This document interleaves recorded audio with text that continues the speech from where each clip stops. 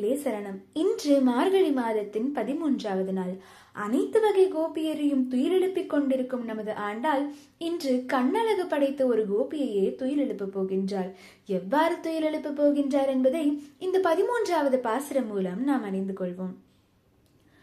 புல்லின் வாய் கீண்டானே பொல்லாரக்கனே, கிள்ளி களைந்தானே கீர்த்திமை பாடி போய், பிள்ளைகள் எல்லோரும் பாவை கிளம்புகார், வெள்ளி எழுந்து வியாழம் உறங்கிற்று, புல்லும் சிலம்பினங்கான் போதிர கண்ணினாய், குள்ள குளிர குடைந்து நீராடாதே, பள்ளி கிடத்தியோ பாவாய் நீ நன்னாளால், கள்ளம் தவிர்த்து கலந்தேலோரெம்பாவாய்.